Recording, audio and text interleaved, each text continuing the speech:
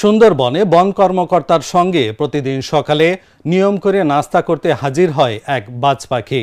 এ যেন এক অদ্ভুত বন্ধুত্ব। ভালোবাসা কোথায় বাধা মানে? সুন্দরবনের নিস্তব্ধ আঙিনায় মানুষ আর বন্য পাখির অদ্ভুত বন্ধন সকলের দৃষ্টি কাড়ছে।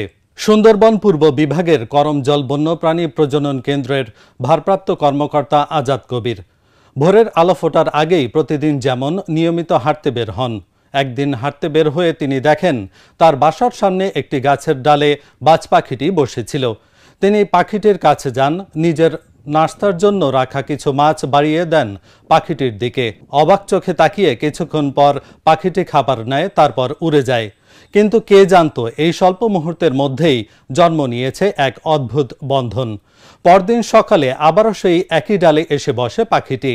এভাবে প্রতিদিন আজাদ কবির নাস্তা শুরু করার আগেই পাখিটি এসে বসে পড়ে, খাবার পেলে খেয়ে নেয়, কখনো মাথা কাত করে সায় দেয়। দিনের পর দিন এভাবেই চলতে থাকে বাজ পাখি ও আজাদ কবিরের অদ্ভুত বন্ধুত্ব। একজন মানুষ ও পাখির এই ভালোবাসা প্রকৃতি আর মানবতার অদ্ভুত দৃষ্টান্ত। এই বন্ধুত্ব প্রমাণ করে বনের পাখিও ভালোবাসার কাছে বদ্ধ।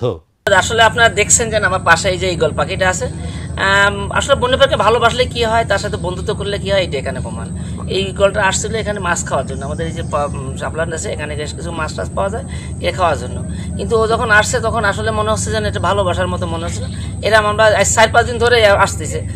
পরে আমরা দেখলাম যে তাহলে কী করা যায়, আমরা কিছু খাবার দিলাম। খাবার দিয়ে যখন আমরা খাবার দিচ্ছি তখন আস্তে আস্তে সাহস হতে হতে একেবারে আপনজন হয়ে গেছে।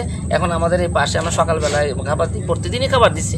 এখন ওরা ভোরে চলে আসে, আমরা সেইভাবে আনন্দ ফুর্তির সাথে ওরে নিয়ে আমরা খুব একটা ফুর্তিতে আসি। এইটা ভালোবাসলেই কিন্তু আসলে বন্যপ্রাণীও বোঝে যে এখানে খাবার আছে এবং এরা আমার কোনো ক্ষতি করবে না। তাই এই বন্যপ্রাণীর পাশে আমরা মোটামুটি থেকে ওরে খাওয়াচ্ছি। বন্ধুত্ব করতে পারলে বন্যপ্রাণী সবসময় আপনজনই থাকে। এবং আমি মনে করি যে আপনাদের বাড়ির পাশে যারা আছে সব জায়গায় বন্যপ্রাণীগুলোকে আপনারা ভালোবাসবেন, দেখবেন তারা আপনার জন্য উপকার হয়ে যাবে।